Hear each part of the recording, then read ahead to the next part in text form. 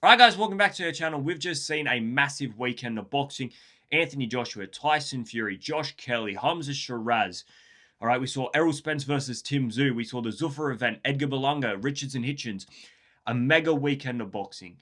And we've basically spoken about all of the fights, but I wanted to make this video and talk about what's next for every fighter that won this weekend and what we expect to see from them in the near future. I want to start with Tyson Fury and Anthony Joshua. That one's easy.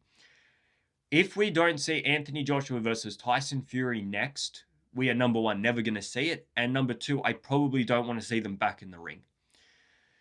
I think lots of people, it'll be a 50-50 split. I think 50% of people will want to see AJ versus Fury, 50% won't. And I honestly begrudge neither party. For me personally, I've always wanted to see it. That hasn't changed, but don't think we're going to see the same fight as we would have 10 years ago. I think we're going to see two guys that look their age, that have been in the ring for a lot of time. And I still believe it's a 50-50 fight. When you look at it, I think Tyson Fury, very good mover, can always win a decision because he's just hard to pin down. And Anthony Joshua's movement is poor to say the least, and he's showing a shit chin.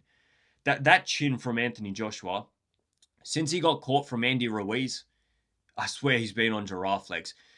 Recently, I mean, Daniel Dubois, we know he hits hard, but Fabio Wardley, I mean, he ate a lot of those punches and didn't want to hit the fucking floor. We've seen Filip Hrgović, I mean, he took a lot of those punches and he didn't hit the floor. Anthony Joshua goes down in the first one. Come into this fight, round one against Christian Prenga, goes down after the first one. And I know there's a lot of things to go around Anthony Joshua, and I respect Anthony Joshua a lot because I think the mental toughness and the character to get up off the canvas after being dropped early, especially after the past 12 months, and that mentality to overcome that adversity, step up, and the next round come out and blast the guy away, shows a lot of character and shows a lot about Anthony Joshua, and I think he's going to grow in confidence from that. But it doesn't sort of reduce the fact that that chin just doesn't seem to be there. But he's always got that get out of jail free card because I think Anthony Joshua lands one punch on Tyson Fury and Tyson Fury's hitting the floor. Because we've seen it. Anthony Joshua hits like a fucking freight train. And I don't think Tyson Fury can withstand it. And even in that Tyson Fury against Maris Vac fight, Tyson Fury was looking quite slow, quite sluggish. It was a weird fight. It was a charity event. You just don't know what the going-ons was in that fight. I think you'd see Tyson Fury against Anthony Joshua, a better Tyson Fury, a more prepared Tyson Fury anyway. But in one of those rounds, Maris Vac had him up against the ropes and he lands a good right hand on Tyson Fury. And the fact is, if AJ lands that, Tyson Fury is not getting up. But for me, they either face each other or they retire because after that weekend, after what I saw Tyson Fury throw up against Arsenbek Makhmudov, if they're not planning on fighting each other, I don't think I really want to see them fighting anybody. AJ keeps talking about a title run.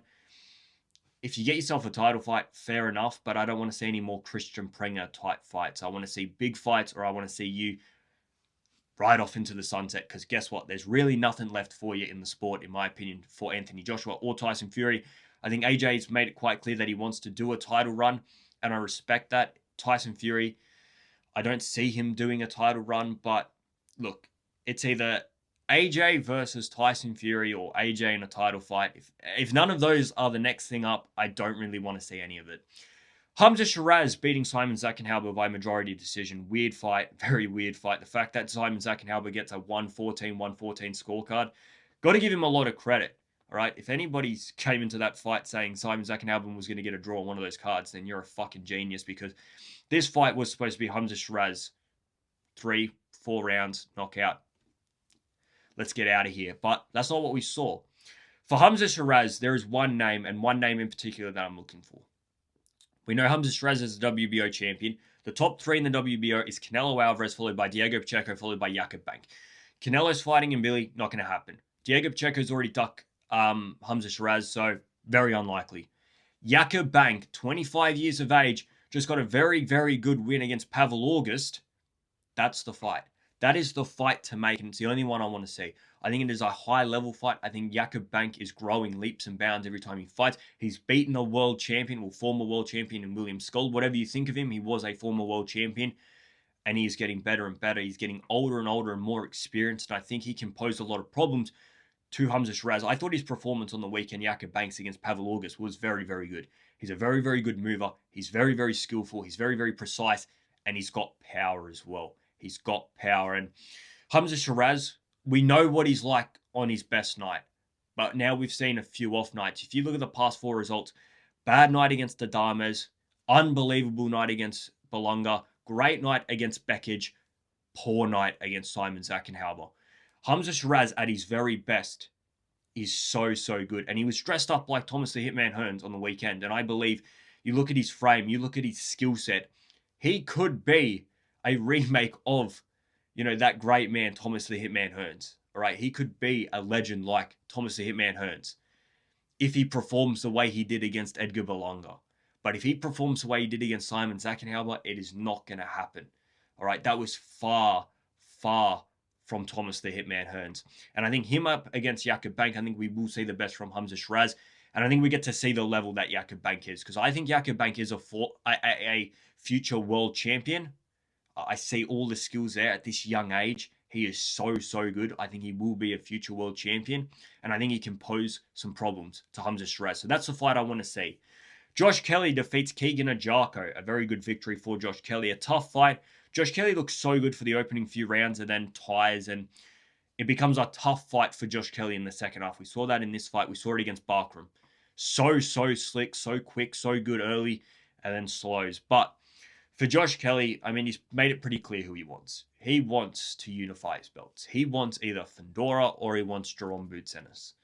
And I'm happy with both of those fights. Do I think he wins either of those fights? Absolutely not.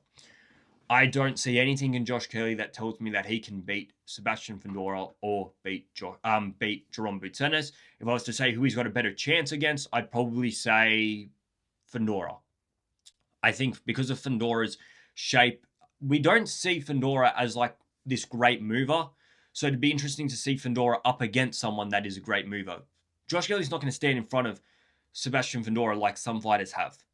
But I think Josh Kelly's speed and slickness, he's going to make it hard for Fundora to hit him.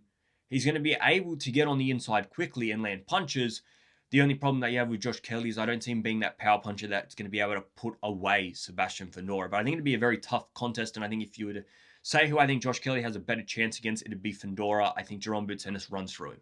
I think Jerome Boutsenis' athleticism, the way that Jerome Boutsenis likes to fight, he will get in close and he will knock out Josh Kelly, in my opinion. But look, Josh Kelly got that win. Keegan Ajarko, he's going to have to learn from that. If he had started a bit quicker, I think he probably wins it. And we're going to be talking about this fight very differently. But Keegan Ajarko, just go again, man. He's not far away. He's not far away at all. Tim Tszyu defeats Errol Spence Jr. Errol Spence Jr., retirement. Congratulations on your retirement, Errol Spence Jr. A phenomenal career. He's always, you know what, when you're a fighter that gets put in a conversation of where you get ranked as an all-time welterweight, you know you've had a good career. And whether you think he does or doesn't deserve to be an all-time welterweight or an all-time Hall of Famer, the fact that you're in that conversation means you've had a very good career. Unified at the welterweight division, one defeat up until that Tim Tszyu defeat, and it's probably a defeat that you could have gone without having, but I think he wanted that last farewell send-off. He wanted to just go at it again, see if he still had it or not, and obviously he didn't have it. But Sean Porter, Kell Brook, Danny Garcia, Mikey Garcia, Udanis August, all right, they are great wins and a good career from Errol Spence Jr. But Tim Tszyu, what is next for Tim Tszyu? I don't know if you saw this, but Oscar De La Hoya was saying that if Virgil Ortiz can't get the Jerome fight or even the Fundora fight, that Tim Tszyu is a fight that he'd like to see being made. What's up, guys? I am waiting patiently for Tim Tszyu versus Errol Spence. Obviously, Boutsenis is top priority for Virgil Ortiz. That's what we're shooting for. But imagine this. What if Errol Spence wins tonight? Huge showdown in Dallas Cowboys Stadium. Or if Tim Tszyu wins, huge showdown at T-Mobile Arena in Las Vegas with Virgil Ortiz. Give me your thoughts. Let's go. I think it's a good fight, but I don't think it'll happen because Virgil Ortiz will want that fight at Super Welter, and Tim Tszyu's made it pretty clear that he wants to take his next fight at 160 pounds. In terms of that, Tim Tszyu at 160 pounds, he called out Erislandy Lara. Now, I think that fight's very easy to be made because have you looked at middleweight? Have you looked around at the state of middleweight right now? It's not even right now. It's the past 18 to 24 months. If you look outside of Lara, Janibek, and Adames, Janibek not even in this division anymore, I believe. So you're looking at Lara or Adames. Adames has even spoken about moving up as well. So you could just be left with Lara. I think Denzel Bentley now has the Yannibeck belt. It's a terrible division. You've got Aaron McKenna taking on Etanoza Olaha for the IBF. I think that fight's very easy to be made. I think Tim Tszyu could get that fight against Lara. We've seen Lara fight for, that was a world title against Michael Zarafa a few years ago as a co-main event. I think you can get that Lara fight, and I think Tim Tszyu can beat him. Lara is at that age where any fight now, it could just be gone. And he's slowing down. He's not the same fighter. Tim Tszyu's aggressiveness, he could just get on the inside, and I think he could knock out Lara. I think Lara could outbox him. Lara still has power. Lara could knock out Tim. But I think it's a very good competitive fight, and middleweight is so dead at the moment. Who else are you going to throw Tim in with? I mean, you can give him a contender, but he's now on a 3-fight win streak in the middleweight division. He's highly ranked by the WBO. I think he could get a world title shot very, very easily next. Do I think he deserves it? Do I think anybody deserves it? Money talks. Richardson Hitchens defeats Ricardo Salas via a unanimous decision, calls out Tank, Haney, and Garcia. Now, for Richardson Hitchens, the biggest fight for him is Shakur Stevenson. And this is a problem I have with Shakur Stevenson. Shakur Stevenson could very well jeopardize his long-time resume, legacy, and career by not doing what Teofimo Lopez is doing. Teofimo Lopez is going to be fighting his friend Rolly Romero for a welterweight title. All right? No friends in business. For Shakur Stevenson, you look around at the biggest fights for him in this division and you say, there is a massive fight to be made there with Richardson Hitchens. There's a massive fight there to be made with Keyshawn Davis, and he will not fight either of them. He will not fight either of them. And for me, that's a problem because I think Shakur Stevenson can beat both of them. I think Shakur Stevenson would beat both of them, and I think both of them would be good names to have on the resume of Shakur. But unfortunately, we're not going to see any of those fights because they're too good of friends, and that leaves us with Richardson Hitchens calling out Tank, Haney, or Garcia. Now, he's going to have to wait on two of those, obviously. Devin Haney, he's going to be taking on Keyshawn Davis. Ryan Garcia is going to be taking on Conor Ben. There is no guarantees in either of those fights. I put Garcia as a favorite against Ben. I put Haney as a favorite against Keyshawn Davis. I think Keyshawn has a better chance against Haney than what Ben has against Garcia. But nonetheless, they're both in fights. They're both in tough fights. And we've seen other things happen in this sport. Nothing normally goes to plan.